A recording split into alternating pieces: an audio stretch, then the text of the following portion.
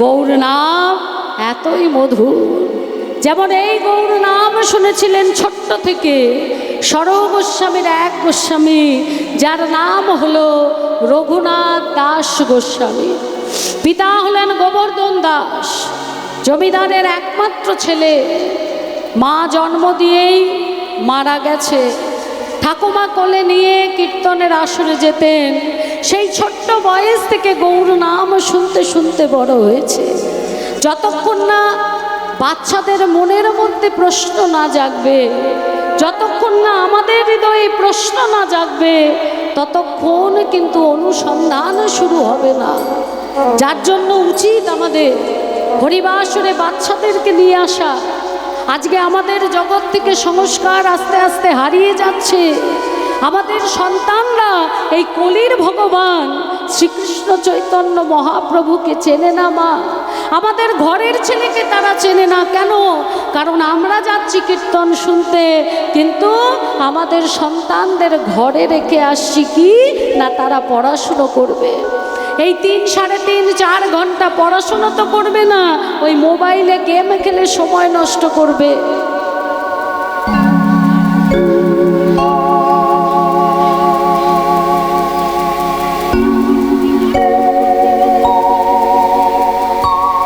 মায়ের মনের বাসনা পূর্ণ হয়েছে। মা 505 টাকা দিলেন আর 100 টাকা দিলেন মায়ের মেয়ে বাবা বিশ্বনাথের সেবার জন্য। নিতাই গৌর হরি হরি হরি বল, হরি বল, হরি বল। সেই বাচ্চাকে যদি নিয়ে আসা হয়, ওই কান দিয়ে যখন গৌর নাম ধীরে ধীরে হৃদয়ে প্রবেশ করবে, তখনই সে জানতে চাইবে কে এই গৌর। যে সংস্কার হরিবাসরে দেয়া হয়, অক্সফোর্ড ইউনিভার্সিটিতে গেলেও সেই সংস্কার পাওয়া যায় না। তামা আজকে এই ছোট্ট ছেলেটি ঠাকুমার কোলে গৌর নাম শুনতে শুনতে ধীরে ধীরে বড় হচ্ছে। একটা সময় সে দেখছে যে গৌর নাম শুনে এত ভক্ত কাঁদছে, একে অপরকে কোল দিচ্ছে। তার মনের মধ্যে যাচ্ছে কে এই গৌর। যখনই মনের মধ্যে জিজ্ঞাসা এসছে কে এই গৌর, তখনই শুরু হয়েছে অনুসন্ধান। ধীরে ধীরে যৌবনে পদার্পণ করেছে। তার মনের আকাঙ্ক্ষা আরও বেড়ে গেছে গৌরের প্রতি। যখন হরিদাস ঠাকুরের সঙ্গে তার দেখা হয়েছে, হরিদাস ঠাকুরের কাছে গৌর নাম শুনে এই রঘুনাথ দাস গৌর প্রেমে পাগল পাড়া। হা গৌর প্রাণ, গৌর ছাড়া কিছু জানে না। তার মাথায় আকাশে ভেঙে পড়ে যখন হরিদাস ঠাকুর হুগলি জেলা ত্যাগ করে অন্যত্র চলে যায়। বনে বাদারে জঙ্গলে শুধু গৌর গৌর বলে কেঁদে কেঁদে ফেরে, শুধু গৌরকে খুঁজে বেড়ায়। পিতা মনে মনে ভাবছে যে আমার এই ছেলে নিয়ে কি করব, একটাই তো ছেলে, কি করা যায়। পাড়ার সকল মাতব্বর যারা, বয়স্ক মানুষ যারা, তাদেরকে নিয়ে একটা মিটিং করলেন। আপনারা বলুন আমার ছেলেকে নিয়ে কি করা যায়। তারা বললেন, দেখো গোবর্ধন, তোমার ছেলের মন যদি অন্যদিকে যেত, সেই মন ঘরে ফেরানোর ব্যবস্থা ছিল। কিন্তু তোমার ছেলে এমন একজনকে ভালোবেসেছে, তাকে যদি কেউ একবার ভালোবাসে, সে তাকে ছাড়লেও আমার গৌর যে তাকে ছাড়ে না, তাকে ছাড়ে না। তুমি তোমার ছেলেকে সরালেও গৌর যে তাকে ছাড়বে না। তুমি এক কাজ করো, একটা বিবাহ দিয়ে দেখো। অনেক সময় মনের মতো সঙ্গী পেলে মনটা সংসারের দিকে ফিরে আসে। গোবর্ধন দাসের ছেলে রঘুনাথ দাসের সঙ্গে বিবাহ দিলেন। কার বিবাহ দিলেন না, গোবর্ধন দাসেরই বাড়ির এক পরিচালিকা, যার নাম হলো মালতী। বড় গরিব, ফ্যান ছাড়া কিছু জোটে না, পরনে শতছিদ্র একটা মলিন বসন।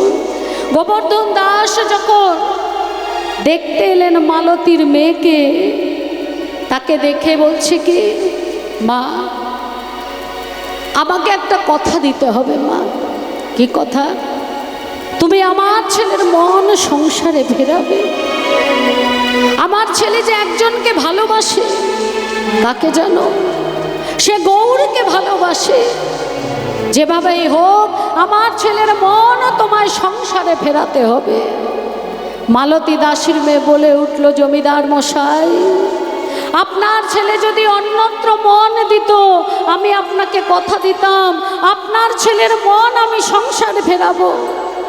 কিন্তু সে এমন একজনকে মন দিয়েছে যার মন পাবার জন্য ভক্তরা লালায়িত। তাই আমি আপনাকে এই কথা দিতে পারছি না, তবে হ্যাঁ আমি চেষ্টা করব। বিবাহের দিন স্থির হলো। মালতী দাসীর মেয়ে ললিতার সাথে বিবাহ হলো। জমিদার, হুগলির জমিদার গোবর্ধন দাসের একমাত্র পুত্র রঘুনাথ দাস এলো। ফুলসজ্জার রাত, খাটের ওপর ফুল বিছানো, তার উপরে বসে আছে ললিতা।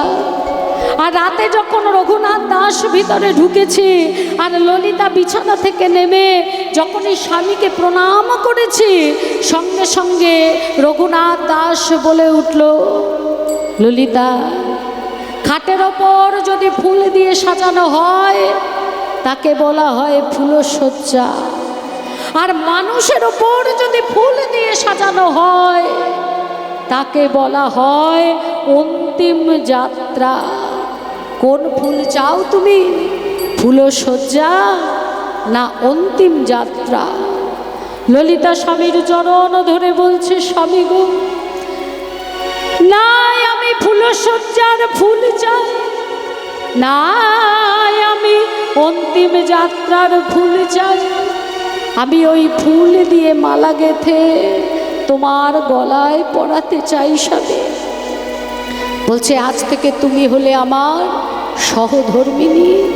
জানো সহধর্মিনীর অর্থ কি? স্বামীকে ধর্মের পথে এগিয়ে দেওয়া। তাই আজ যদি আমি তোমার কাছে কিছু চাই তুমি আমায় দেবে তো? দেবে তো ললিতা? ললিতা বলছে, আমি আপনাকে কি দিতে পারি? আমি যে এক দাসী কন্যা, দুবেলা ভালো করে খাওয়া জোটে না, মলিন বসনঙ্গে কি দেব আমি আপনাকে? রঘুনাথ দাস বলে উঠলে, ললিতা, আজকে আমাদের জীবনের প্রথম রাত, আর আজ তুমি আমায় কিছু দেবে না? ললিতা মনে মনে ভাবছে, যাকে স্বামীরূপে বরণ করেছি তাকে অদেও তো কিছু নেই, আমার বলতে যা কিছু সবটুকুই তো তার। তাই বলছে, স্বামী কি বা দেব আপনাকে? মম জীবন যৌবন মম অখিল ভুবন, তুমি ভরিবে সৌরভে নিশীথি নিশম, তুমি রবে নীরবে হৃদয়ে মম, তুমি রবে নীরবে নিবিড় নিভৃত পূর্ণিমা নিশীথি নিশম, তুমি রবে নীরবে হৃদয়ে মম, তুমি রবে নীরবে। যখনই এই কথা বলেছে মা, সঙ্গে সঙ্গে রঘুনাথ দাস স্ত্রীর হাত দুটো ধরে বললে, শোনো ললিতা, আমি একজনকে ভালোবাসি, তুমি আজ এই রাতে আমার হাত ধরে আমার গৌরের পথের যাত্রায় আমাকে বার করে দাও ললিতা।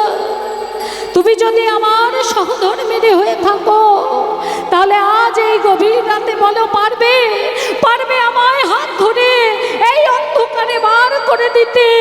আমি আমার গৌরের কাছে যাব।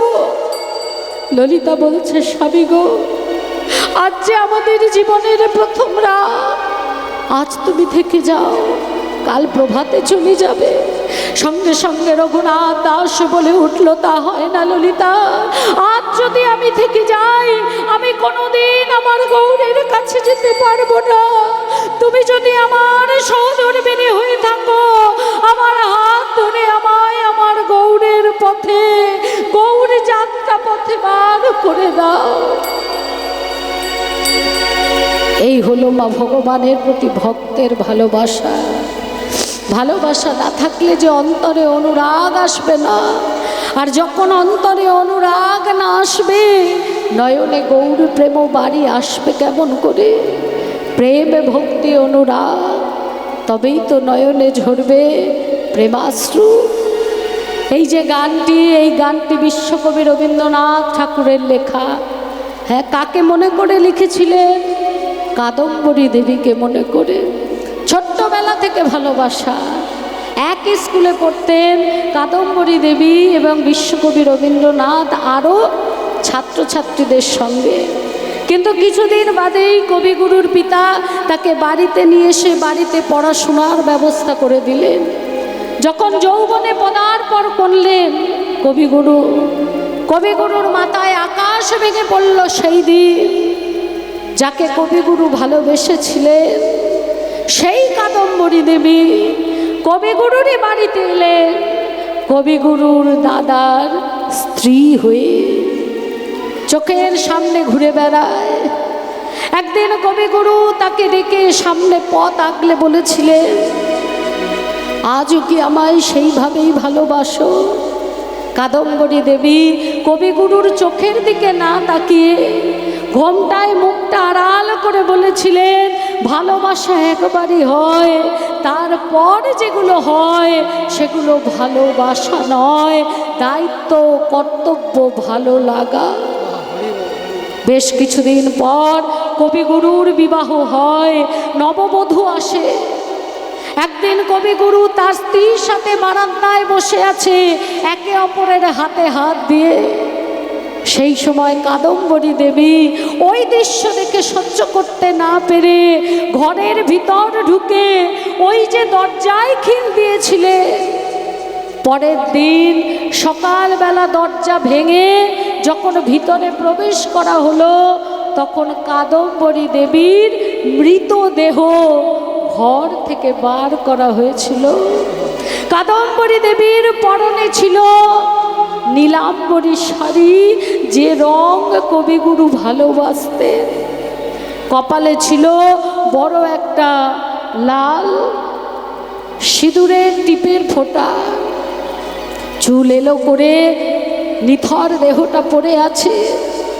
উঠানের মাঝে নিয়ে এসে তাকে শোয়ানো হলো। কত মানুষ এলো তাকে দেখতে, সবাই তার গলায় মালা পরিয়ে দিয়েছিল।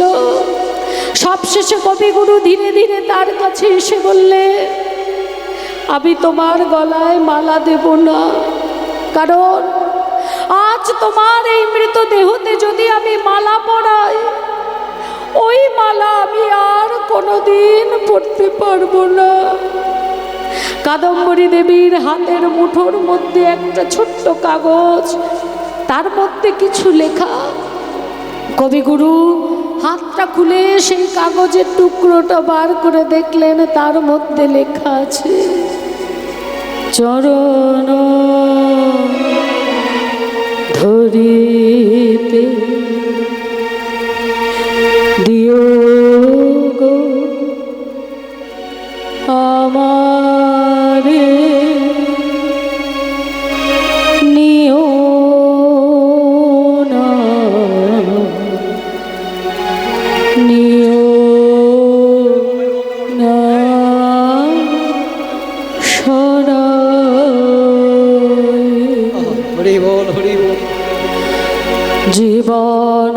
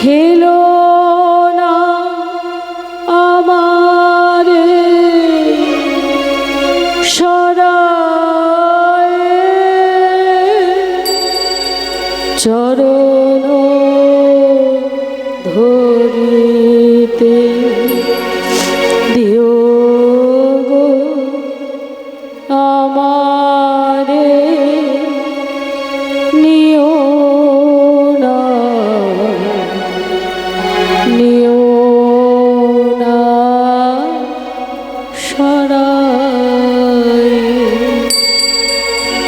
এই জগতের প্রত্যেকটা সম্পর্ক একবার না একবার আমাদের ঠকাবেই মা, কিন্তু গৌরের সঙ্গে যদি কারোর একবার সম্পর্ক হয়ে যায়,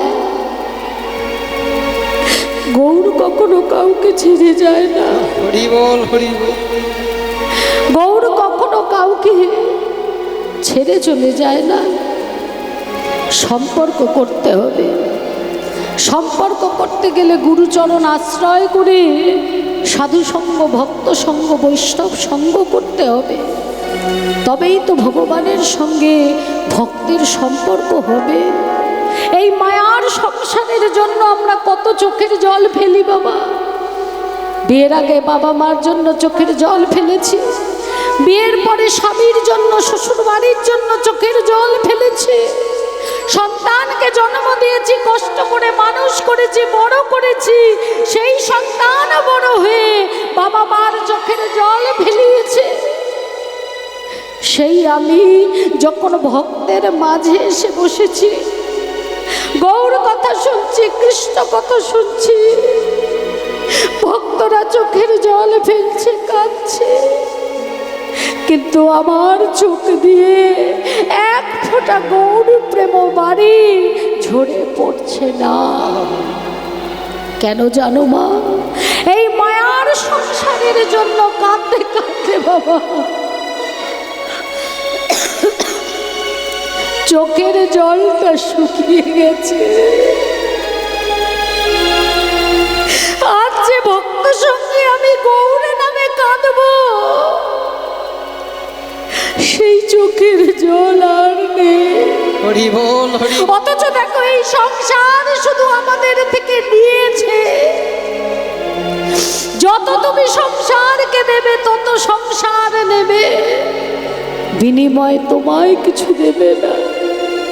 কিন্তু আমার ভগবান সে শুধু তোমায় দেবে। ভগবান শুধু ভক্তকে দিয়েই গেল, ভক্তর থেকে কিছু পেল না। আর আমরা শুধু সংসারকে দিয়ে গেলাম, সংসারের থেকে কিছু পেলাম না। নিতাই গৌর হরি বল হরি বল হরি। বলিত শিথিল কামনার ভার বহিয়া বহিয়া ফিরে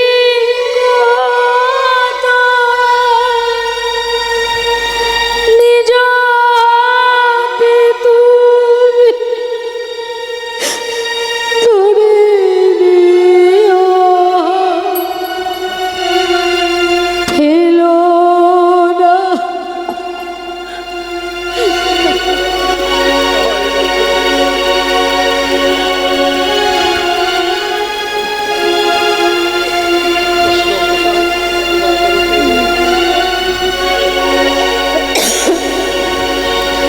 আমারে সুরায় চরণ ধরিতে দিও গো আমারে নিও না, নিও না সরায়।